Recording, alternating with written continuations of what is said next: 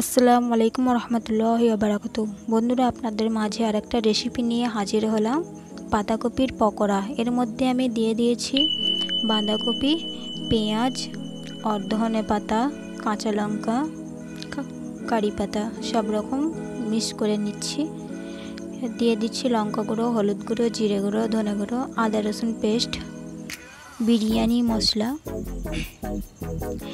এবং গোলমরিচ মশলা, চিকেন মশলা, সব রকম মশলা দিয়ে ভালোভাবে মিক্স করে নেব। লবণ দিয়ে দিচ্ছি, ভালোভাবে এবার মিক্স করব। মিক্স করা হয়ে এসছে, এবার দিয়ে দেব বেসন। 250 গ্রাম মতন বেসন নিয়েছি। বেসনটা ভালোভাবে মিক্স করব। তো যারা যারা আমার পুরনো ফ্রেন্ড আছেন বা নতুন যারা দেখছেন, আমার চ্যানেলটি subscribe and like, comment, share করবেন। আর রেসিপিটা আমার কেমন লাগলো জানাবেন। আমার মাখাটা রেডি হয়ে গেছে। ফ্রাই প্যানে তেল বসিয়ে দেব।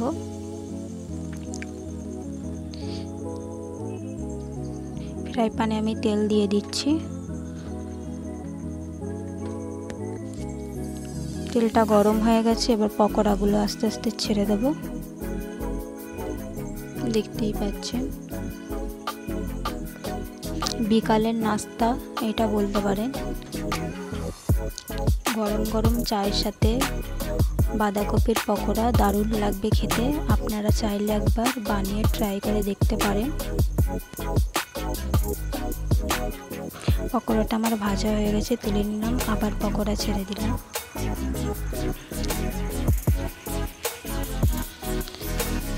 উল্টে পাল্টে পকোড়াগুলো আমি ভেজে নেব লাল করে।